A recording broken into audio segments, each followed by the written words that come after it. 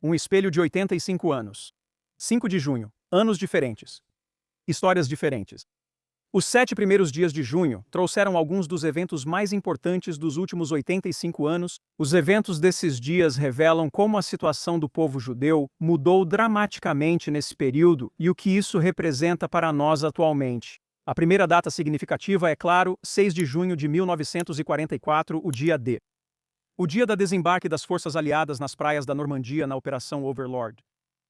2 dias antes, em 4 de junho de 1944, Roma foi libertada do controle nazista, evidenciando que o rumo da Segunda Guerra Mundial estava mudando. Enquanto os aliados desembarcavam, milhões de judeus seguiam indefesos, presos na fase final e mais brutal do Holocausto.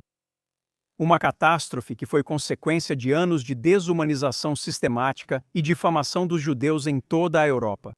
Mesmo diante da derrota, os nazistas e seus colaboradores húngaros mantiveram o foco no objetivo de destruir os judeus. Em junho de 1944, eles estavam no meio da deportação de 437 mil judeus húngaros para o campo de extermínio de Auschwitz-Birkenau. Eles registraram e documentaram cada homem, mulher e criança judia que enviaram para a morte. A vulnerabilidade do povo judeu e os esforços para destruir a vida judaica não se limitaram ao Holocausto na Europa. Mesmo no Oriente Médio, longe da Europa, os judeus enfrentaram inimigos que queriam sua aniquilação. Os judeus não tinham Estado, exército ou meios de proteção.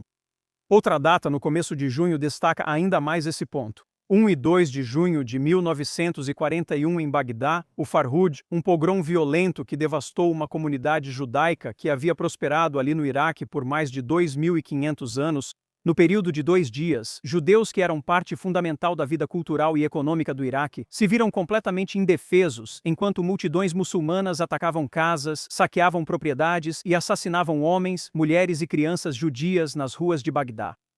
Tudo isso terminou com a criação do moderno Estado de Israel. E aqui pulamos para a próxima data desta semana, para 5 de junho de 1967. A Guerra dos 6 Dias começa, e mais do que qualquer outra coisa, marca essa mudança. Só 22 anos após os campos de extermínio e a tentativa de nossa aniquilação, 7 exércitos árabes se mobilizaram com o objetivo declarado de terminar o que os nazistas começaram.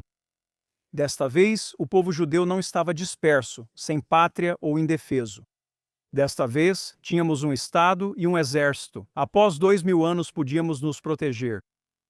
Quando aqueles exércitos se aproximaram, Israel não ficou só esperando ser massacrado. Nós revidamos e conquistamos uma vitória decisiva, absoluta. Mas isso não desanimou nossos inimigos. 7 de junho de 1981 é outro dia significativo nesta semana, quando Israel realizou a Operação Ópera. O Iraque, o mesmo país onde judeus foram caçados no Farhud apenas 40 anos antes, agora estava correndo para construir uma arma nuclear em seu reator de Osirak. Uma bomba feita para ameaçar Israel com destruição total. Israel não esperou para ver o desfecho, já passamos por isso antes. Assumimos a responsabilidade pela sobrevivência e eliminamos a ameaça sozinhos. Foi um brilhante ato de autodefesa preventiva, mas o mundo de novo não soube lidar com judeus se defendendo.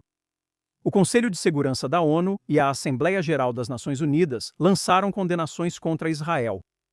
A mídia ocidental teve um colapso. O New York Times chamou o ataque de imperdoável e míope.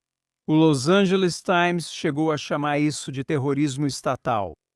Parece familiar. É impressionante como o mundo sempre teve dificuldade com judeus que recusam permanecer vulneráveis. E então, um ano depois, em 6 de junho de 1982, Israel iniciou novamente uma operação Shlomo Galil.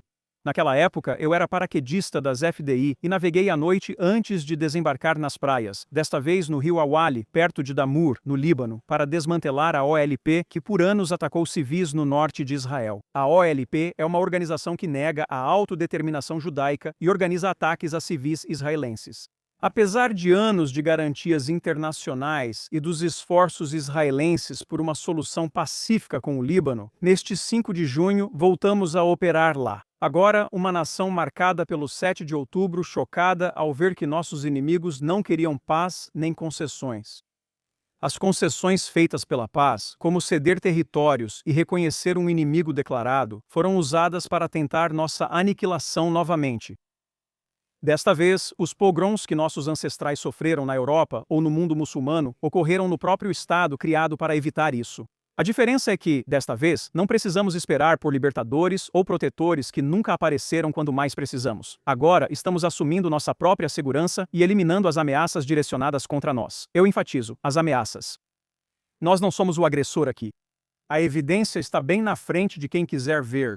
Aqui está a cidade árabe de Al-Fam, no estado de Israel. Uma das cerca de 144 cidades e vilarejos árabes israelenses. Cidadãos israelenses plenos, desfrutando de direitos iguais. Depois, há áreas destinadas pelo acordo à autoridade palestina. Eles prosperam e crescem, assim como Gaza prosperou, desde que não tentem nos atacar. E assim como o reino da Jordânia, visto aqui em uma noite clara do centro de Jerusalém. As luzes próximas são casas árabes nas áreas da autoridade palestina, as distantes, da Jordânia. Nós mostramos do que somos capazes nesses últimos 2 anos e meio de guerra. Enquanto eles nos respeitarem, não haverá problemas. Se Israel quisesse genocídio ou colonizar, essas cidades e vilarejos não existiriam mais. Não teríamos devolvido o território tomado em 5 de junho de 1967, nem a terra de onde saímos no Líbano e em Gaza. Voltamos lá agora por um único motivo. Em vez de construir um futuro e aceitar nossa existência aqui, o inimigo decidiu que seria uma boa ideia explorar nossos gestos de paz para tentar nos destruir. Não funcionou. Enquanto eles não cometerem o erro de nos ameaçar, essas luzes que vocês viram nessas imagens vão continuar brilhando. Se escolherem o caminho do Hamas ou Hezbollah, aprenderão a mesma lição. Mexer com Israel não é inteligente.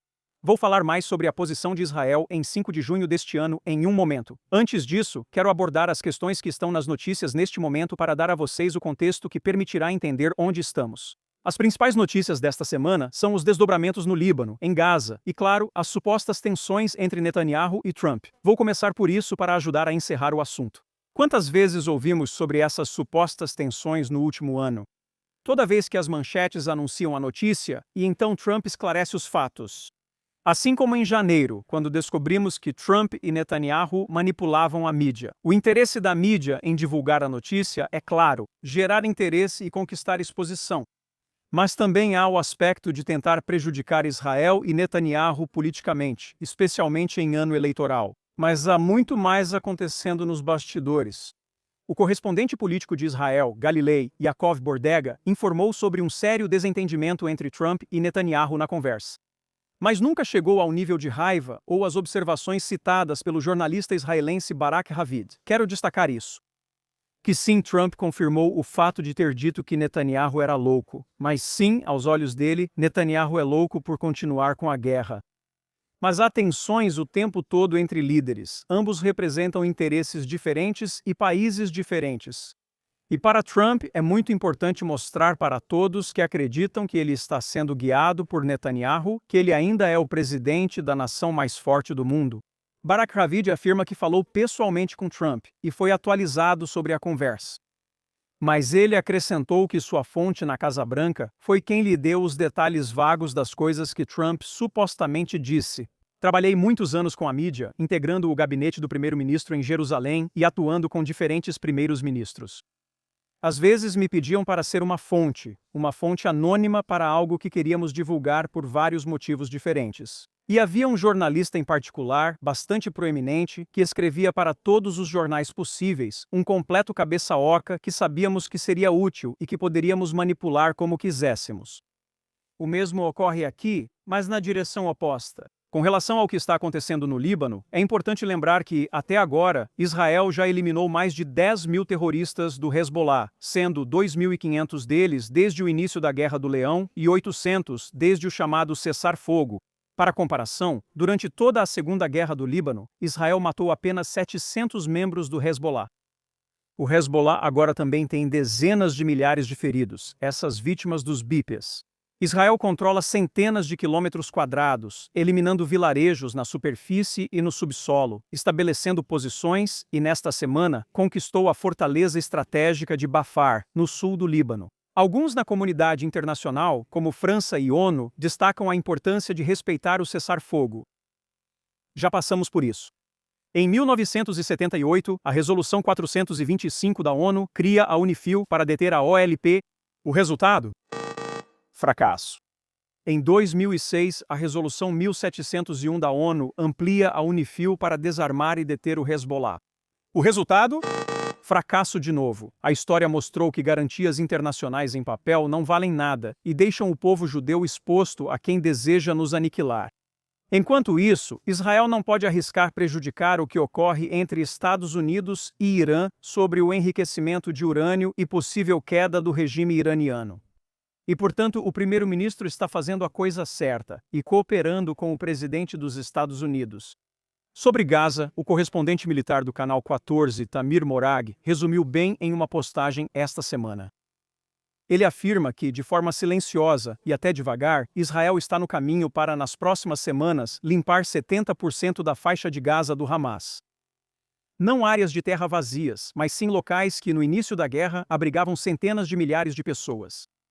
Nos 30% restantes de Gaza, o Hamas é apenas uma sombra pálida do que era no início da guerra. Seus comandantes militares estão sendo eliminados um após o outro, e o grupo não ousa, ou talvez nem seja capaz, de lançar sequer um único foguete na direção de Israel. No entanto, ele diz que não devemos nos enganar. O Hamas ainda controla o centro da faixa de Gaza, está reconstruindo suas forças e se preparando para outro confronto com Israel. Segundo ele, o trabalho não acabou e os objetivos ainda não foram atingidos. A estrutura do acordo de cessar-fogo está na prática morta. O Hamas, como era de se esperar, não se desarmou, e Israel está, sistematicamente, tomando partes do território destinado ao Hamas, sob o acordo. Essa agora é uma estratégia e ela deve terminar com 100% da faixa livre do câncer chamado Hamas. Também em Gaza, nesta semana, a Força-Tarefa de Elite de Israel, Nili, uma unidade conjunta do Mossad e Shin Bet, foi criada para rastrear e eliminar todo terrorista do Hamas que participou ou planejou o ataque do massacre de 7 de outubro. Eles localizaram, identificaram e eliminaram Youssef Aish Awad Ramhan, vice-comandante do grupo terrorista Nukh Bassel do Hamas. Ramhan participou dos sequestros de Or Levi, Alon Ahad, Eli Cohen e do falecido Hersh Goldberg Polin, que foi assassinado pelo Hamas enquanto estava em cativeiro. Esta unidade teve sucesso em reunir provas e identificar os responsáveis pelas atrocidades de 7 de outubro. E essa é a única maneira de lidar com eles. Não levá-los a julgamento e não condená-los à execução. Sou contra a pena de morte em Israel, pois transformaria os terroristas em celebridades internacionais e permitiria que os governos europeus posassem de moralmente superiores às nossas custas. Foram os mesmos que defenderam Eichmann e disseram que não deveríamos condená-lo à morte. E lembre-se, se alguma vez na história da humanidade houve alguém mais merecedor de uma sentença de morte, esse alguém foi Adolf Eichmann. Então elimine-os no campo de batalha, de forma silenciosa e sistemática, nos livrando da presença deles, e não os traga para Israel. Enquanto isso, muitos em Israel reclamam que estamos repetindo erros e circunstâncias do passado. A questão é a seguinte: recuar e tentar apaziguar o inimigo focando apenas na defesa só os fortaleceu. Isso reforçou não apenas a determinação deles, mas também o desenvolvimento de suas capacidades. Em termos de números absolutos, não importa quantos deles neutralizemos. Eles são muito mais numerosos que nós. Mas também desenvolveram capacidades que nos ameaçam estrategicamente. Só a sorte impediu que executassem o plano em 7 de outubro. Por anos, eles tiveram capacidades táticas, lançaram foguetes e cometeram ataques terroristas, ações trágicas que perturbam o cotidiano, mas não ameaçam nossa existência. Fechar os olhos e tolerar a agressão deles e as violações dos acordos só serviu para fortalecê-los. A guerra agora é sobre o desmantelamento sistemático das ameaças à nossa sobrevivência existencial. No total, nesta guerra em Gaza, Israel tomou 220 quilômetros quadrados. No Líbano, Israel já ocupou 600 quilômetros quadrados até agora. Na Síria, Israel controla aproximadamente 1.000 quilômetros quadrados. Oficialmente é menos, mas na prática é mais. O Hamas, ao agir de forma precipitada, acabou concedendo a Israel uma área de influência quase 10 vezes maior do que antes, permitindo que Israel aumentasse sua força geográfica e estratégica. Eu comecei o programa de hoje falando sobre onde Israel e o povo judeu estavam em 5 de junho de anos passados. Quero encerrar hoje analisando onde Israel está neste 5 de junho. O novo shekel israelense é atualmente uma das moedas mais fortes do mundo, negociado em níveis históricos em relação ao dólar e ao euro, chegando perto da maior alta em 33 anos. Isso ocorre após o PIB de Israel contrariar previsões internacionais e crescer 3,1% no ano passado. A revista The Economist colocou Israel como a sexta economia mais forte do mundo desenvolvido, superando a Alemanha, Reino Unido e até os Estados Unidos. E tudo isso está acontecendo enquanto Israel está lutando uma guerra em múltiplas frentes, enquanto somos alvo de campanhas de desinformação, enquanto enfrentamos boicotes e hostilidade diplomática de grande parte do mundo muçulmano, assim como da Europa. Somos um país do tamanho de um cantão europeu médio árabe, com população menor que muitas grandes cidades globais. Ainda assim, temos uma das economias mais fortes do Ocidente. Temos a maior natalidade do mundo desenvolvido. Estamos entre as nações mais felizes do mundo e somos líderes entre jovens de até 25 anos. Então, para todos vocês que nos odeiam por aí, vocês falharam. Tudo o que posso dizer é o seguinte: pode vir. Continuem odiando, isso só nos fortalece. Aqueles que nos odeiam fazem isso porque são miseráveis, levam vidas sem sentido, sem direção e sem propósito. Então vocês precisam criar um propósito odiando os judeus. Vocês são invejosos e patéticos, sem noção, sem propósito, sem filhos, sem sentido, vazios e ainda nos amaldiçoam. Vocês são uma piada por não terem originalidade.